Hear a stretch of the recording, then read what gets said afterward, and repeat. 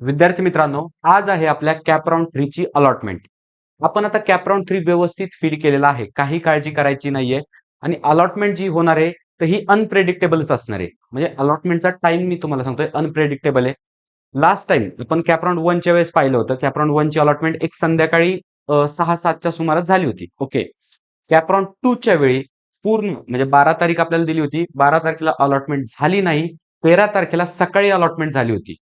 मग cap round 3 च्या वेळेस आपण प्रेडिक्टच करू शकत नाही की अलॉटमेंट कधी होईल. ओके.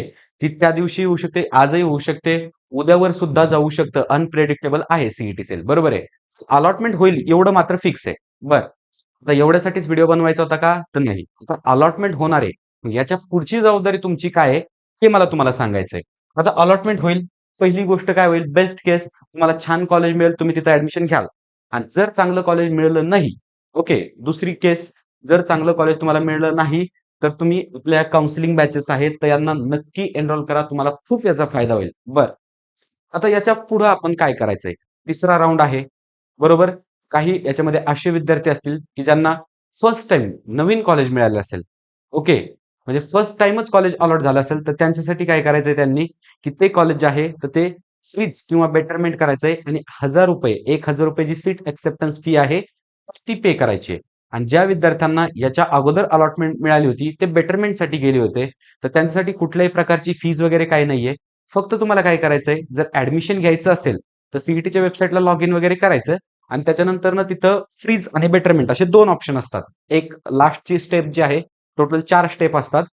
ऑलरेडी तुमच्या 3 स्टेप ह्या कंप्लीट होऊन येतील आणि एक लास्टची स्टेप असते, ती इनकम्प्लीट असते. तर त्या ठिकाणी तुम्हाला ओ वगैरे फिल करून हे करायचंय. ओके.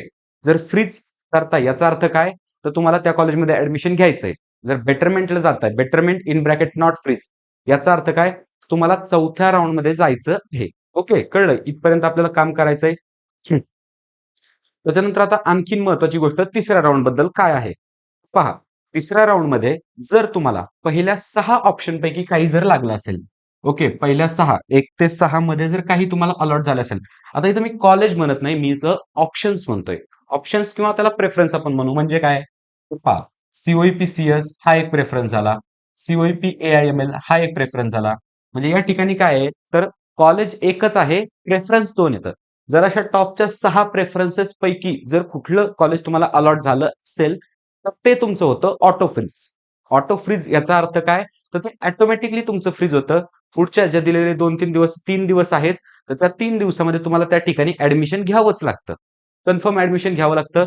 जर तुम्ही ॲडमिशन नाही घेऊ शकले, तर तुम्ही डायरेक्टली कॅप राउंडच्या बाहेर पडता. सो मेक शुअर करायचंय.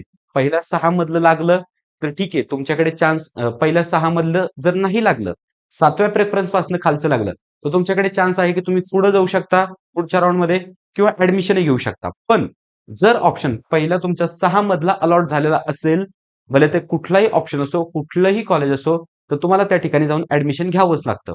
एकदा तुमचं ॲडमिशन झालं, तर मग तुमचा कॅप राउंडचा आणि तुमचा काही संबंध राहत नाही. कॅप राउंडमधनं तुम्ही बाहेर पडता. पण स्पॉट राउंड आणि आय-एल-एस राउंडसाठी तुम्ही इलिजिबल असतात. म्हणजे बरेचसे मुलं मला प्रश्न विचारतायत, की जर आम्हाला स्पॉट राउंडला जायचं असेल, तर कुठल्या राउंडमध्ये ॲडमिशन घ्यावं लागतं?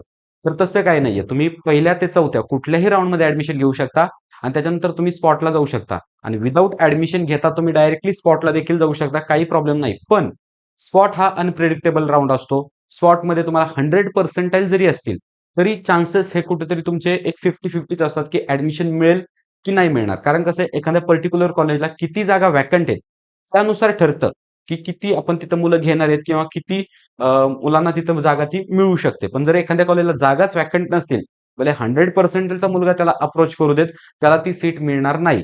मग ह्या गोष्टी आहेत त्या थोड्याशा तुम्ही लक्षात ठेवायच्या आहेत. आता इथून पुढे तुम्हाला ॲक्चुअल ॲडमिशनचा टाईम आलेला आहे आता. ओके, ॲडमिशनचा टाईम म्हणजे काय? ऑफलाईन जाऊन ॲडमिशन घेण्याचा. आता काही विद्यार्थी असे असतील, की ज्यांना फर्स्ट राउंडमध्ये पण आहे तेच कॉलेजेस, सेकंडला तेच होतं आणि आता थर्डला पण तेच लागलंय. तर मग मी त्यांना सांगायला मी प्रिफर करेल त्यांना, की आत्ता जाऊन ॲडमिशन घ्या. काही अडचण नाहीये. कारण 4th राउंडमध्ये म्हणावी अशी बेटरमेंट होत नाही. हां, पण काही विद्यार्थी असतील, की ज्यांना फर्स्ट टाईम ह्याच राउंडमध्ये कॉलेज लागलंय, मग त्यांनी ठीक आहे बेटरमेंटला जाऊ शकता. काहींना थोडेसे चान्सेस वाटत असतील. आता पहा, चान्सेस कसे ओळखायचे?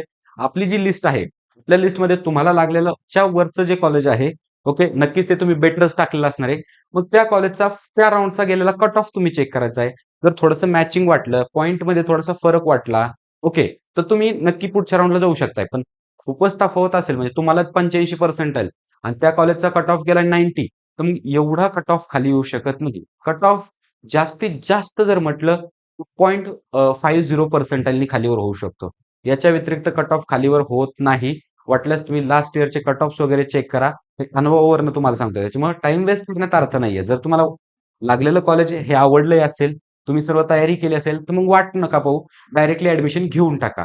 आणि जर होप्स असतील अजून तुमच्या मनात, तर नक्की चौथ्या राऊंडला जाऊ शकता. पण एवढी गोष्ट लक्षात ठेवा, चौथ्या राऊंडला तुम्हाला जो काही प्रेफरन्स लागेल, भले तो कुठलाही असो, तो तुम्हाला कंपल्सरी घ्यावाच लागतो.